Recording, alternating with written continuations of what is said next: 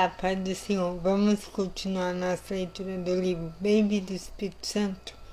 Títulos que relacionam o Espírito Santo com o Filho. O Espírito de Cristo.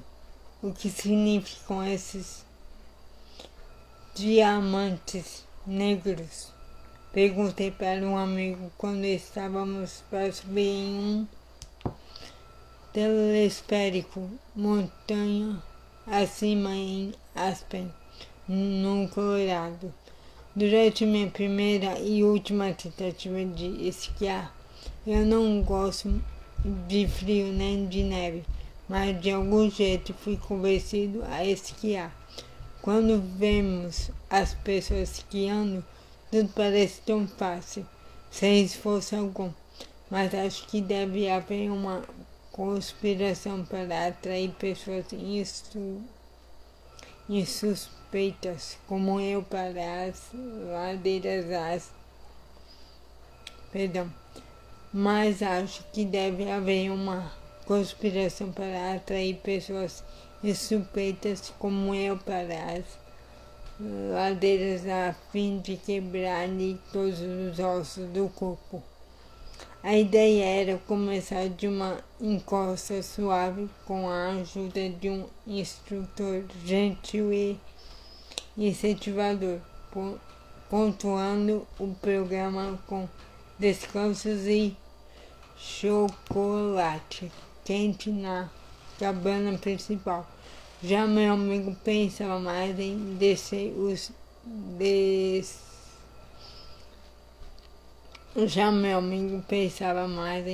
os declives escarpados do Monte Everest, praticando um pouco de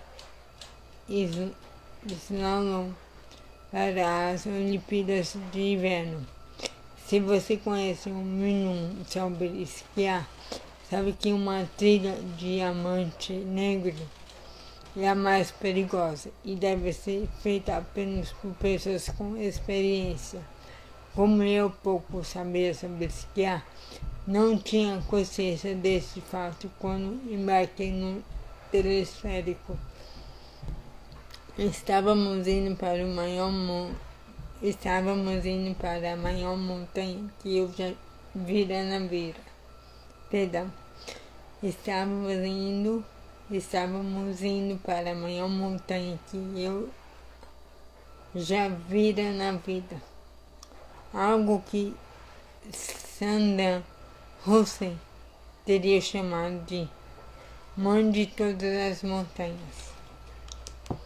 Relaxe, Benny, tudo vai ficar bem, dizia meu amigo. Fiquei imaginando quantas pessoas que agora estavam em cemitérios teriam ouvido como últimas palavras: relaxe, tudo vai ficar bem. A melhor parte de toda aquela experiência foi a viagem no telesférico até o topo da montanha. As lindas escarpas cobertas de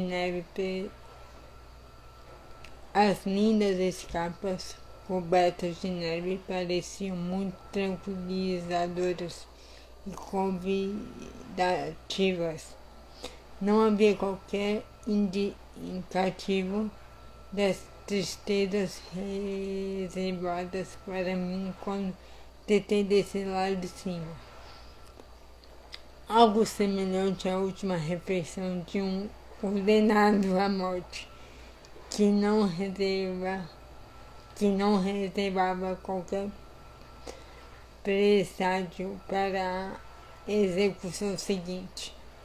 Eu conseguia descer por toda a trilha e permanecia inteiro, ainda que fora de controle e sentado sobre os esquis, até que uma mulher foi gentil o suficiente para encerrar a minha descida ao colidir comigo.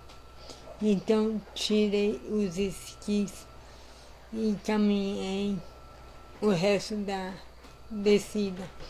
Porém, antes do fatídico evento, enquanto o teleférico nos levava cada vez mais alto, ficou claro para mim que o que parecia uma única montanha era na verdade uma série de picos separados por vales. Só quando se chega perto dos picos é que esse fato se torna claro. De modo semelhante, muito antes da vinda do Senhor Jesus Cristo, profetas haviam antevisto o topo de salvação que ele traria. Tais profetas vislumbraram os 12 grandes picos da profecia bíblica: a primeira vinda de Cristo como Messias sofredor e a segunda vinda de Cristo como Messias conquistador. No entanto, distantes como estavam, os picos pareciam uma só montanha para os profetas de antigamente. Eles não conseguiam divisar as duas vindas do Salvador. Eles não conseguiam divisar as duas vindas do Salvador. Em vez disso, acabaram enxergando as duas grandes missões dele: o sofrer pelos pecados da humanidade e a conquista deste mundo caído, como se ocorressem ao mesmo tempo. Foi apenas durante o período do Novo Testamento que ficou claro quando as missões do Salvador iriam ocorrer. A primeira durante sua primeira vinda, a outra durante a segunda vinda.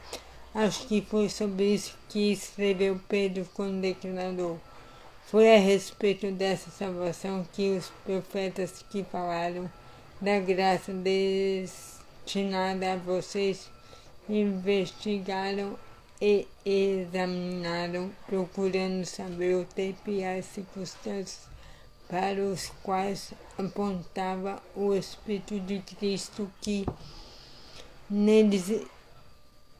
neles estava quando lhes predisse os sofrimentos de Cristo e as glórias que seguiriam aqueles sofrimentos. 1 Pedro capítulo 1, versículos 10 e 11.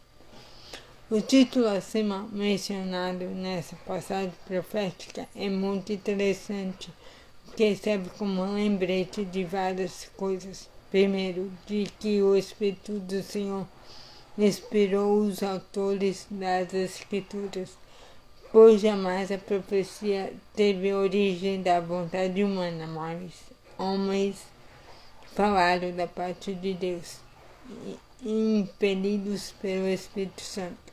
2 Pedro capítulo 1, versículo 21. Relacionado a isso está o claro testemunho da palavra de que a obra do Espírito Santo consiste em elevar o Senhor Jesus Cristo. Disse o Senhor Jesus: vocês pedirão em meu nome. João capítulo 15, versículo 26.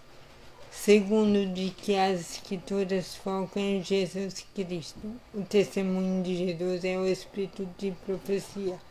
Apocalipse capítulo 19, versículo 10. As profecias tratam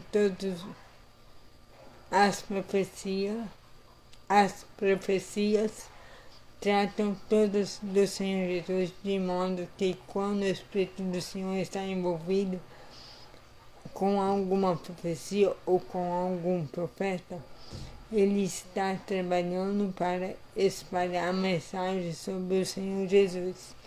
Então é isso a leitura de hoje. Tenha um excelente dia abençoado e que Deus abençoe sua vida. Em nome de Jesus.